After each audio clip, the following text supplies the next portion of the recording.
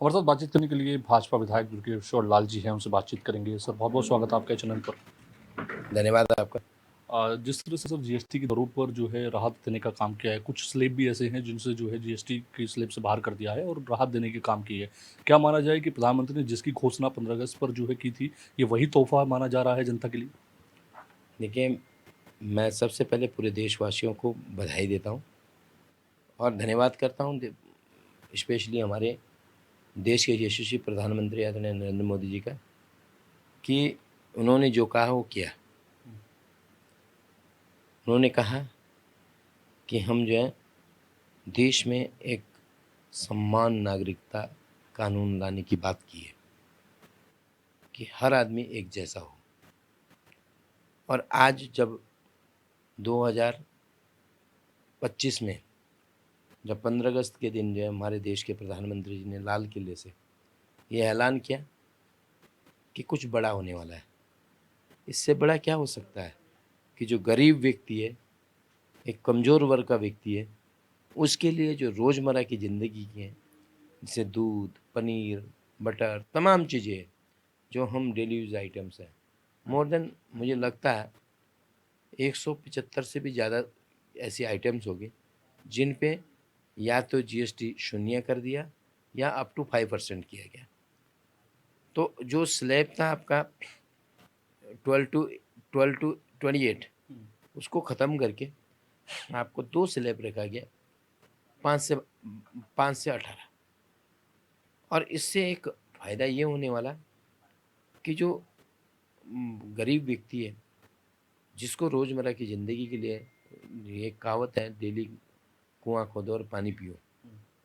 वो काम करने वाला व्यक्ति, उसको उसकी जो आर्थिकी है, उसमें वृद्धि होगी और साथ-साथ उसको कई अपने जीवन यापन करने के लिए, परिवार को चलाने के लिए उसको एक सुगम रास्ता मिला। मुझे लगता है देश के प्रधानमंत्री ने ये जो कार्य किया है, इसका पूरे देशवासी स्वागत कर रहे हैं और ये काम इसलिए हो पाया है, मैं आपको इस बात को कहूँगा तो लोग इसको मीडिया की हेडलाइन बना देंगे। ये इस आर्थिक इसलिए स्ट्रॉन्ग हो पाई है कि हमारी जो देश की जो इकोनॉमी की रेट थी, जीडीपी थी, वो 11वें नंबर पे थी। थिंक अबाउट द 2014 और टिल नाउ आज हमारी आर्थिकी तीसरे नंबर की आ गई है।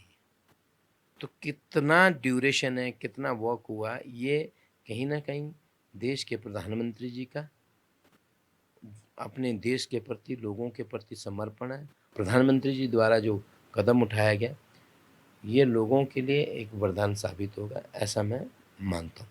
हाँ, लेकिन छोटे व्यापारियों को देखा तो क्योंकि रिटर्न फाइल करने में बड़ी समस्या आती है, क्योंकि राज्य का निकालना और फिर केंद्र का जीएसटी निकालना, उसमें बिलिंग में बड़ी परेशानी सामना करना पड़ता है। लेकिन जो छोटे व्यापारी हैं उनको किस तरह से राहत मिलेगी? और क्योंकि छोटे ऐसे व्यापारी भी हैं जो राहगीर के तौर पर काम करते हैं, अपनी ठेली वगैरह लेकर घूमते हैं, उनके लिए किस तरह से इसमें राहत मिलने का काम होगा? देखिए ना, आप बता रहा हूँ मैं आपको, जो फुटकर व्यापारी है, जो फुटकर धंधा करता है, काम करता है, छोटे स्केल पे काम करता है, कुटीर उद्योग काम करता है, उसके लिए एक ये वरदान साबित हुआ है। और वो क्योंकि लोगों को जो जीएसटी क्या आता है, जो बड़ा व्यापारी है उसका पूरा तंत्र लगा होता है, उसके पास एक पूरा सिस्टम बना हुआ है, लेकिन जो छोटा व्यापारी था उसको समस्याएँ आ रही थी। और समस्याएँ आ रही थी, देखिए कोई चीज़ बनती है तो उससे समस्या हो सकती है। फॉर एग्ज़ाम्पल कोई डॉक्टर के पास जाता है तो एक दवाई अगर काम नहीं करती तो दूसरी दवाई लिखता है और उसका दोनों दवाइयों का निष्कर्षण निकलता है तो तीसरी दवाई से समाधान, कोशिश तो यही होती है कि ठीक हो जाए। तो आज हमारे प्रधानमंत्री ने यही कहा कि भाई सबकी जो चीज़ें हों ठीक हो जाए और लोगों के काम ईज़ी हो जाए। तो उसके लिए जो है, ये जो उन्होंने जो डिसीज़न लिया है, ये प्रधानमंत्री जी का सराहनीय कदम है और देशवासी इसका स्वागत कर रहे हैं। उत्तरकाशी में पहले ही भूकंप के झटके देखे जाते थे, लेकिन एक बार फिर रुड़की के आईआईटी विशेषज्ञों ने ये जताया कि चाहे पिथौरागढ़ हो, चमोली हो, उत्तरकाशी हो, इनमें जो भूकंप के कारण जो है भूस्खलन देखने को मिल सकता है। आप उस चेतावनी को कैसे देखते हैं और इसके पीछे की वजह क्या मानते हैं? से योगेश जी, उत्तराखंड एक संवेदनशील राज्य है और पहाड़ी राज्य है। आपने देखा है कि हम कोशिश करते हैं, सेंसिटिव ज़ोन है, अब हम सबकी लेकिन रिक्वायरमेंट भी है कि प्रत्येक जगह सड़क पहुँचे। बड़े बड़े कंस्ट्रक्शन हो रहे हैं, होटल्स बन रहे हैं, रिजॉर्ट्स बन रहे हैं, होम स्टे बन रहे हैं। हर व्यक्ति हर जगह जो है सड़क चाहिए। तो कुछ ना कुछ कारण, जितना आप प्रकृति के साथ छेड़छाड़ करते हैं तो उसपे से कुछ ना कुछ उसका लॉसेस भी होता है। डैम्स बन रहे हैं, कई इंफ्रास्ट्रक्चर डेवलप किया जा रहा है। Yeah, these are the things which is mandatory for the to development for the na state. ये चीज़ें बहुत ज़रूरी हैं कि ये चीज़ें होनी भी ज़रूरी है, लेकिन साथ-साथ लोगों को इस बात को भी मानना पड़ेगा कि जो पहाड़ी क्षेत्र है, क्योंकि जब चट्टानें चट्टानें टूटती है, उससे जब अ, तमाम चीज़ें डायनामाइट्स टूटती हैं, तमाम चीज़ें, उससे कहीं न कहीं कुछ प्रकृति पे असर तो पड़ता है। लेकिन जिस तरह से सुप्रीम कोर्ट कह रहे हैं कि जो है इसके लिए मानव जिम्मेदार है, जिस तरह से लगातार जो है अतिक्रमण वहाँ पर किया जा रहा है या जिस तरह भी वहाँ पर जो है कंस्ट्रक्शन जो किया जा रहा है उसके लिए कहीं न कहीं उन्होंने जो है खुद मनुष्य को इसका जिम्मेदार ठहराया है।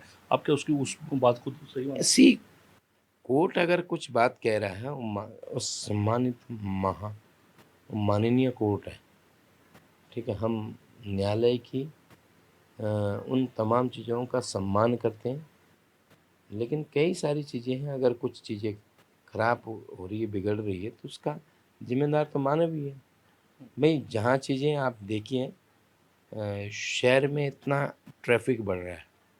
ट्रैफिक बढ़ने का रीज़न क्या है कि एक ही घर में 5-5 6-6 गाड़ियाँ आ गई है। अब 5-6 गाड़ियाँ जब एक हज़ार मार्केट में निकलेगी तो डेफ़िनेटली संख्या ज़्यादा होगी।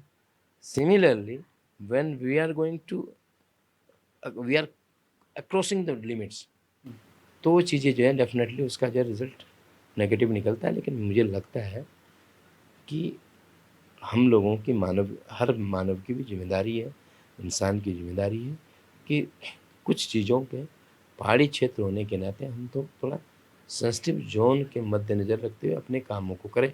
ऐसा मैं अपेक्षा भी करता हूँ और मानता भी। प्रधानमंत्री जी स्वदेशी अपनाओ के जो है नारा दिया है उसके नेतृत्व वो जो नारा दिया है उस नेतृत्व को मानते हुए सब भाजपा के लोग जो है स्वदेशी अपनाओ के लिए लोगों को प्रेरित कर रहे हैं। क्या मानते हैं कि जो अमेरिका टैरिफ है उसको देखते हुए स्वदेशी कितना महत्वपूर्ण है? और हालाँकि अगर देखा जाए तो इसको लेकर के कांग्रेस के बड़े लीडर माने जाने वाले हरीश रावत जी ने भी कहा है कि बहुत ज़रूरी है। मैं कहता हूँ, अगर आपने एक शब्द कहा कि भाजपा इस बात को प्रमोट कर रही, तो इसका मतलब भाजपा जो है जनहित के बारे में सोचती है।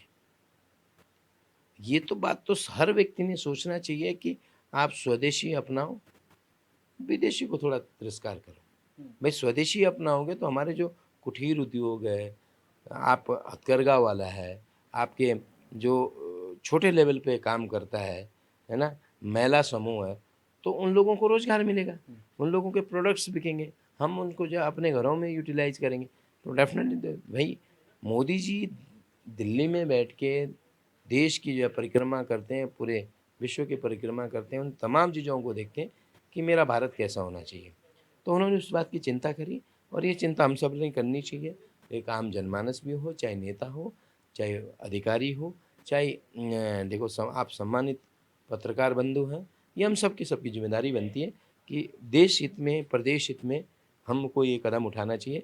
स्वदेशी अगर अपनाओगे तो डेफ़िनेटली आप अपने क्षेत्र को, अपने परिवार को, अपने लोगों को कुछ ना कुछ बेनिफिट मिलेगा। मेरा अंतिम सवाल ये है कि लगातार जो है कांग्रेस जो है भाजपा पर हावी है, चाहे वो वोट चोरी का मामला हो, चाहे फिर उत्तराखंड की राजधानी देहरादून का नाम उस एक लिस्ट में आना हो जिसमें ये कहा गया है कि महिला असुरक्षित हैं। आप कैसे इस पूरे मामले को देखते हैं? क्योंकि चाहे वारक सिंह रावत हों, चाहे वह अन्य बड़े नेता हों, तमाम जो है आपके ऊपर आरोप लगा रहे हैं वोट चोरी से लेकर यहाँ तक। योगेश जी, मैं ये कह रहा हूँ, जिनकी अपनी दुकान ही खोखली हो, वो दूसरे पे अगर आरोप लगाएँ, तो बड़ी सोचनीय विषय है। कांग्रेस ने क्या नहीं किया उन 60-65 सालों में, देश के साथ क्या-क्या खिलवाड़ किया, इमरजेंसी हमने झेली, वो विभीषिका हमने देखी, हमारे पूर्वजों ने किस तरीके का एनवायरनमेंट देखा है। तो आज ये वो कह रहे हैं उनकी दुकानें बंद हो गई है, उनके पास उनके बैग में कोई सामान ही नहीं बचा है, वो क्या बेचेंगे? इसलिए जाके वो अनर्गल बातें कर रहे हैं मैं आज सम्मान करता हूँ अपने उस हमारे प्रदेश के हमारी एक कैबिनेट मंत्री है आदरणीय सौरभ बहुगुणा जी का। कल उनका एक बयान आया और उन्होंने इस बयान में कहा कि मेरे दादा मेरे पिताजी कांग्रेसी थे, लेकिन वो समय भी याद है जब कांग्रेस ने उनके दादाजी के खिलाफ स्वर्गीय हेमंती नंदन बहुगुणा के खिलाफ, एक महामानव, एक विकास पुरुष के खिलाफ किस तरीके का षड्यंत्र रचा था। तो ये तो दुनिया से छुपा नहीं है। और हमारे टिहरी रियासत के साथ किस तरीके का षड्यंत्र रचा था, एवरीबडी नोज। तो कांग्रेस के पास कुछ प्रोडक्ट्स नहीं बचे और वो जाके खाली हो गए, खाली दुकानें हो गई, तो डेफिनेटली अनर्गल बातें करेंगे। और जिस तरीके की आप जो सर्वे रिपोर्ट की बात कर रहे हैं, और एक फर्जरी रिपोर्ट थी, उन्होंने अपने एक हर आदमी कोई, फॉर एग्जांपल अगर मैं किसी को बोलूँगा कि आप ये बात करके मेरा काम करके आइए, आप अपने घर में अगर घर बनवाते हो तो किसी सुबह मजदूर लेके जाते हैं कि भाई ये जो काम है ये करके आना है आपने, तो मजदूर आपके अनुरूप काम करेगा ना। तो जिसने वो रिपोर्ट लाई वो उनका मजदूर था, इसलिए उसने उनकी रिपोर्ट लाई। आज देश के प्रधानमंत्री और प्रदेश के यशस्वी मुख्यमंत्री पुष्कर सिंह धामी जी के नेतृत्व में प्रदेश सुरक्षित है। मैं कहता हूँ जिस तरीके के जो डिसीजन मुख्यमंत्री ने लिए, जो निर्णय लिए, जिस तरीके से कार्य इस प्रदेश में हो रहा है, मुझे लगता है शायद इनकी दुकानें सारी क्लोज हो रखी है, तो इसके कारण जो है ये सब चीज़ें जो है इस बात तरीके की एक तरीके अफवाहें फैला रहे हैं, ये इनका पटाक्षेप हो गया। जी, धन्यवाद अपना कीमती समय देने के लिए। तो आप सुन रहे थे भाजपा विधायक दुर्गेश्वर लाल जी को, राज्य और देश के तमाम मुद्दों पर अपनी राय रखी है। कैमरा पर्सन रईस भट्ट के साथ मैं योगेश आर्य, 24/7 देहरादून।